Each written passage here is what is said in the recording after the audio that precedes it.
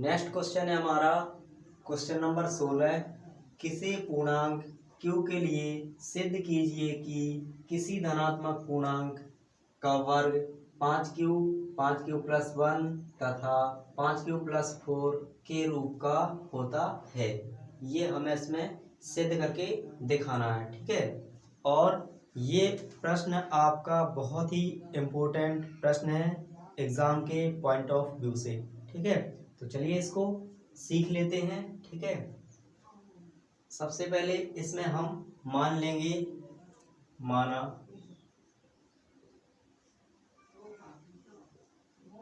पूर्णांक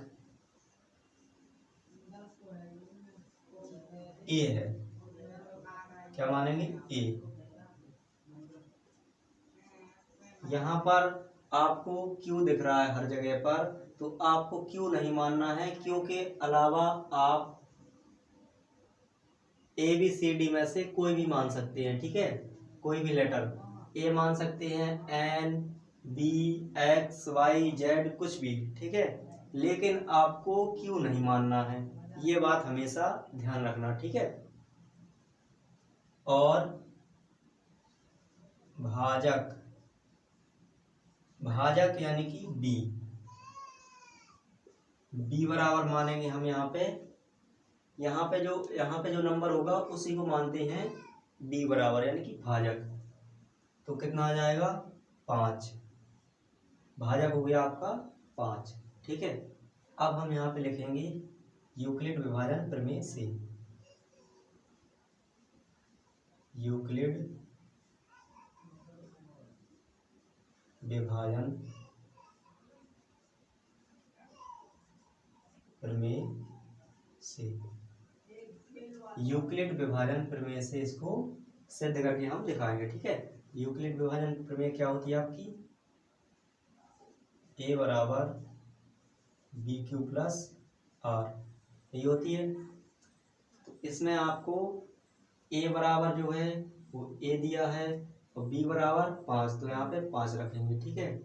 और जो आर की पॉसिबिलिटी है, क्योंकि जो बी है आपका ये क्या है? भाजक। तो आपको पता होगा कि जो आपका शेषफल होता है रिमाइंडर, वो 0 से हमेशा बड़ा या बराबर हो सकता है, ठीक है। लेकिन भाजक से हमेशा छोटा होगा। ये बात तो आपको बहुत पहले बता दी थी हमने, ठीक है। पिछली क्लास भी यदि आपने देखी होगी तो आपको याद होगा। इसीलिए भाजक आपका 5 है, तो आर की पॉसिबिलिटी क्या है कि आर आपका आर 0 हो सकता है, 1 भी हो सकता है, 2 भी हो सकता है, 3 भी हो सकता है, 4 भी हो सकता है, ठीक है। इतनी पॉसिबिलिटी है, लेकिन इसके आगे नहीं हो सकता है। तो अपन को क्या करना है कि आर के मान इन्हीं में से रखते चलना है। पहले 0 रखेंगे, फिर 1 रखेंगे, फिर 2, इस प्रकार से जब रखते जाएंगे, ठीक है। और उसमें बोला गया है कि वर्ग भी करना, ठीक है। तो वर्ग भी करते जाएंगे तो आपको कहीं ना कहीं ये प्रूफ हो जाएंगे, ठीक है, यानी कि निकल कर आ जाएंगे। उससे सिद्ध हो जाएगा कि हाँ ये आपका जो क्यू होगा वो इसके रूप का होगा, ठीक है। सो यहाँ पे हम आर बराबर यहाँ पर रखते हैं, ठीक है। यहाँ पे लिखेंगे हम जब आर बराबर 0, जब आर बराबर 0 रखेंगे तो क्या आएगा? बी ए बराबर 5q प्लस 0, ये आएगा। अब इसका करेंगे हम वर्ग, ठीक है, क्योंकि उसने वर्ग कहा है तो हम वर्ग करेंगे। 5q दोनों पक्षों का वर्ग करने पर यहाँ पे हम लिख भी सकते हैं, ठीक है।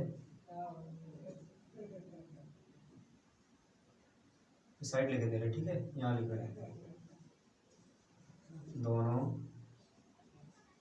पक्षों का वर्ग करने पर, ठीक है। तो ये क्या हो जाएगा आपका? ए स्क्वायर बराबर 25 क्यू स्क्वायर, ये होगा। ए स्क्वायर बराबर, इस 25 को हम ऐसे लिख सकते हैं 5 गुणे 5 क्यू स्क्वायर, ऐसे भी लिख सकते हैं, ठीक है, क्योंकि 5 25 एक ही बात है। अब हम इस वाले 5 क्यू स्क्वायर के स्थान पे यहाँ से लेकर के यहाँ तक जो ये है, इसकी जगह पे क्या रखेंगे, ओनली क्यू रखेंगे, ठीक है, या फिर आप इसको क्यू डैश मान लीजिए, ठीक है, इसको हमने क्यू डैश मान लिया, ठीक। अब इसके स्थान पे हम रखेंगे यहाँ पे 5 क्यू डैश स्क्वायर बराबर क्यू, तो ये आपका निकल के आएगा ए स्क्वायर बराबर 5 क्यू। इस तरह से ये आपका देखिए 1 से 2 गया, ठीक है, 5 क्यू आ गया। अब हम इसी प्रकार से इसको फाइंड आउट करेंगे और इसको भी, ठीक है, इस तरफ कर लेते हैं। अब आपको आर बराबर 0 रख चुके हैं, 1 रखना है, ठीक है, यहाँ पर रखेंगे हम जब आर बराबर 1, जब आर बराबर 1 रखेंगे तो क्या आएगा, ए बराबर बी क्यू प्लस आर में इसमें रखेंगे, ठीक है,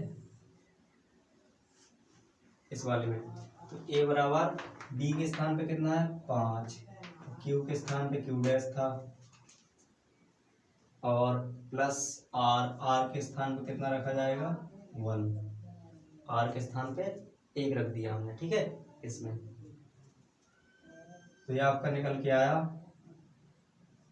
अब यहाँ पे दोनों पक्षों को वर्ग करेंगे, ठीक है, यहाँ पे नीचे लिख देते हैं हम, दोनों पक्षों का वर्ग करने पर, दोनों पक्षों का वर्ग करेंगे तो क्या हो जाएगा, इसका होल स्क्वायर हो जाएगा और इसका भी स्क्वायर हो जाएगा, ठीक है, तो ये हो जाएगा आपका ए स्क्वायर बराबर 5 क्यू का स्क्वायर करेंगे तो 25 क्यू स्क्वायर आएगा, क्यू डैश स्क्वायर, ठीक है, प्लस 2 भी लिखेंगे इसका तो क्या आएगा 5 दूनी 10 q, 10 q dash plus B का स्क्वायर यानी 1 का स्क्वायर 1 ही आएगा। अब यहाँ पर ए स्क्वायर बराबर यहाँ पे 5 कॉमन ले लेंगे, ठीक है, तो ये आएगा 5 क्यू डैश स्क्वायर प्लस 5 दूनी 10, 2 क्यू डैश प्लस 1।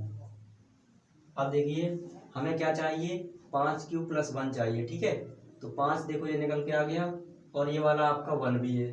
यदि हम इतने के स्थान पे क्यू रख दें तो आ जाएगा कि नहीं आ जाएगा, बिल्कुल आ जाएगा, तो यहाँ पे हम क्यू मान लेते हैं, ठीक है, यहाँ पे लिखेंगे माना 5 Q dash square plus 2 Q dash बराबर क्यू, ठीक है, तो इसके स्थान पर रख देते हैं हम, तो आपका आएगा ए स्क्वायर बराबर 5 क्यू प्लस 1, ये आपका दूसरा सिद्ध हो गया, ठीक है।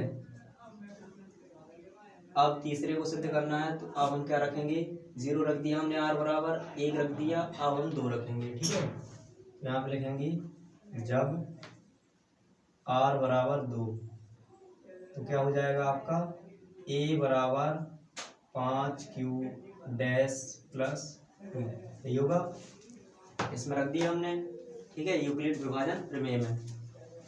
अब इसका वर्क करेंगे हम, ठीक है, दोनों पक्षों का वर्ग करने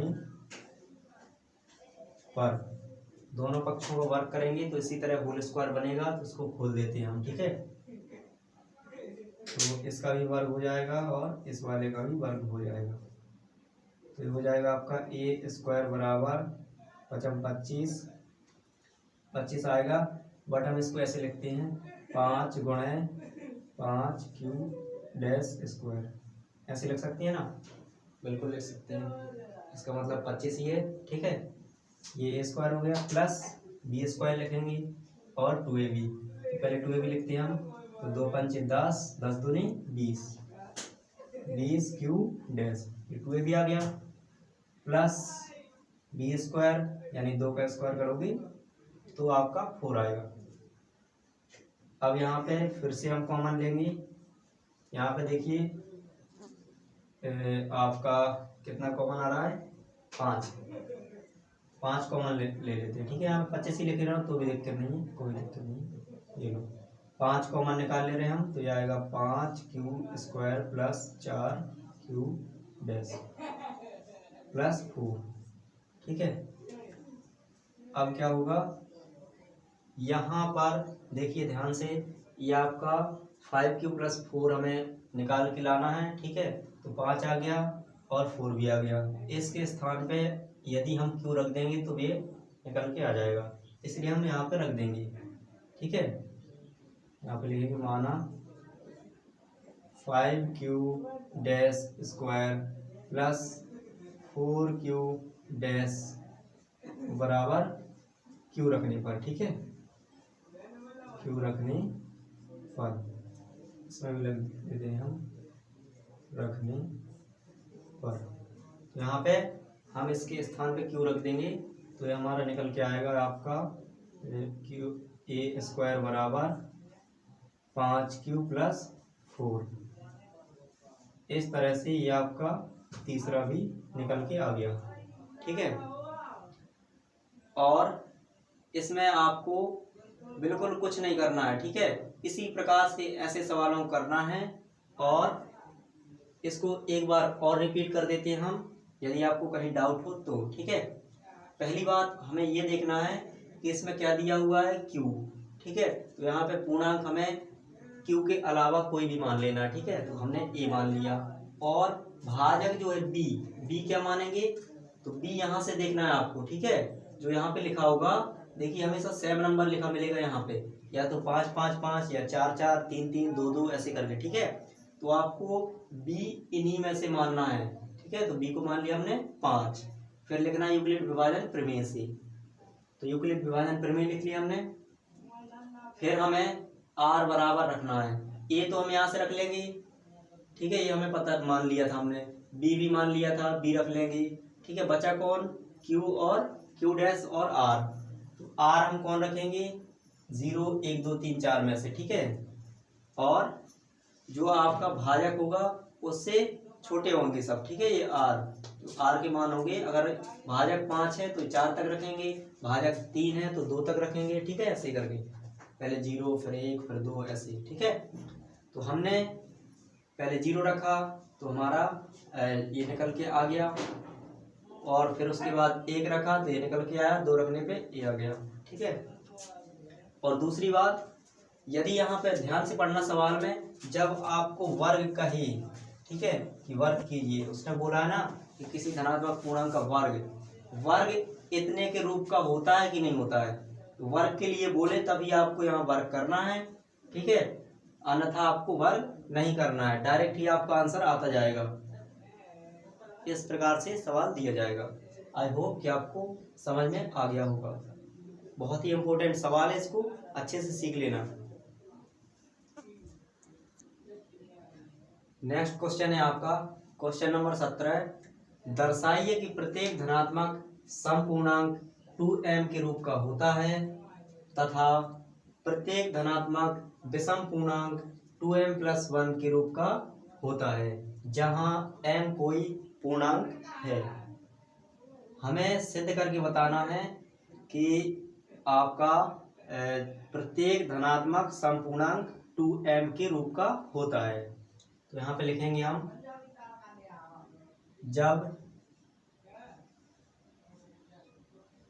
m बराबर 1, जब हम m बराबर 1 रखेंगे 2m में, तो देखना क्या आता है, 2 एकम 2, m के स्थान पे हमने 1 रख दिया, ठीक है। तो ये निकल के आ गया आपका 2 एकम 2, यानी कि 2 आ गया। तो 2 क्या है आपका, एक प्रकार से समपूर्णांक है कि नहीं है, हाँ है, ये आपका समपूर्णांक है। और यही हमको सिद्ध करके दिखाना है कि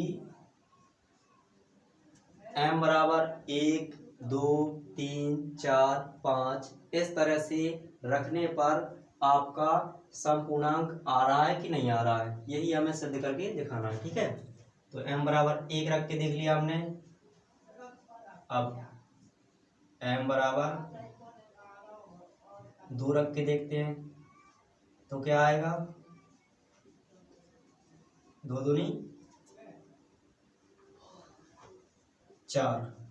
ये भी देखिए समपूर्णांक है कि नहीं, ये भी समपूर्णांक है। अब m बराबर 3 रखेंगे,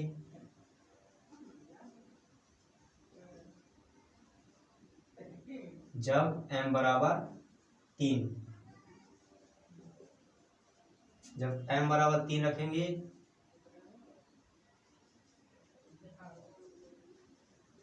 तो 2 3 6, ये भी देखिए समपूर्णांक है।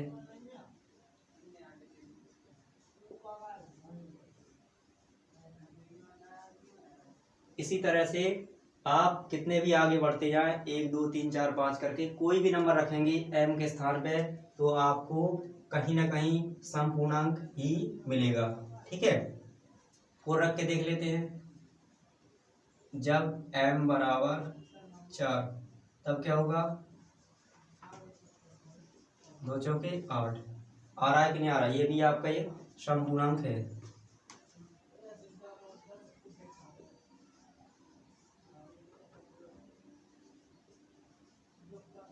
यह भी आपका समपूर्णांक है। ठीक है, तो इसी तरह से आपको सिद्ध करके दिखाना था। ठीक है, जो कि हमने दिखा दिया। उसी प्रकार उसने दूसरा सवाल इसी में मान के चलिए कि आपको 2 सवाल दिए हैं। प्रश्नावली 1.1 के जो दूसरा सवाल और तीसरा सवाल था ना, उसी को ऐड करके एक सवाल बना दिया उन्होंने। ठीक है, तो इनको हमें उसी प्रकार से करना था। तो इस प्रकार से हमने 2m को सिद्ध कर दिया। अब हम इस तरफ इसको भी सिद्ध करके देख लेते हैं। ठीक है, जब m बराबर 1 रखोगे किसमें, 2m प्लस 1 में, तो क्या आएगा, 2 एकम 2 और 1 3। ये आपका क्या आ रहा है, विषम पूर्णांक। ठीक है, ये आपका विषम पूर्णांक आ रहा है। इसी तरह जब आप 2 रखोगे m बराबर 2, तब भी आपका क्या आएगा, एक विषम पूर्णांक ही आएगा। ठीक है, कितना आ गया, 5। ये भी देखिए आपका एक विषम पूर्णांक है ना। उसी प्रकार जब आप m बराबर 3 रखेंगे तब भी आपको विषम पूर्णांक ही मिलेगा।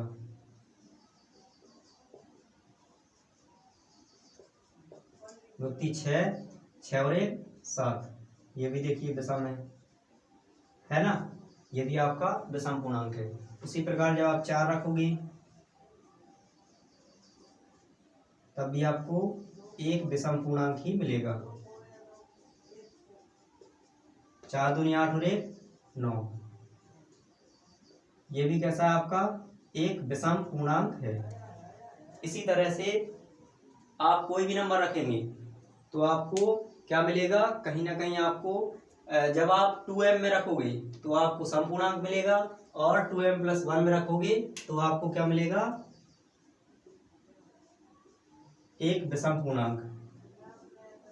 ठीक है, इसलिए यहां से स्पष्ट होता है कि प्रत्येक धनात्मक समपूर्णांक 2m के रूप का होता है, यानी कि इसके जैसा होता है। ये लिखा है ना 2m, तो 2m के रूप का क्या होगा, प्रत्येक समपूर्णांक। और विषम पूर्णांक कैसा होगा, तो ये होगा आपका 2m प्लस 1 के रूप का।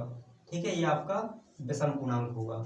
तो आपसे ऑप्शनल में भी ये छोटा सा क्वेश्चन पूछा जाता है कि प्रत्येक धनात्मक समपूर्णांक कैसा होता है, तो 2m के रूप का होता है। और यदि पूछा जाए कि प्रत्येक धनात्मक विषम पूर्णांक किसके रूप का होता है, तो 2m प्लस 1 के रूप में होता है। और सवाल में कभी कभार एम के स्थान पे आपको कुछ और भी दिया जा सकता है, ठीक है। ये जरूरी नहीं कि यहाँ पे एम ही रहेगा। यहाँ पे बोला उसने कि एम कोई पूर्णांक है, कभी यहाँ पे पी कोई पूर्णांक बोल देगा तो 2p आ जाएगा, 2p+1, ठीक है। अगर यहाँ पे ए बोलेगा तो 2a और 2a+1। इस तरीके से आपका कोई भी लेटर दिया जा सकता है, ठीक है, इंग्लिश का। इस तरह से आज हमारी प्रश्नावली 1.1 समाप्त हो चुकी है।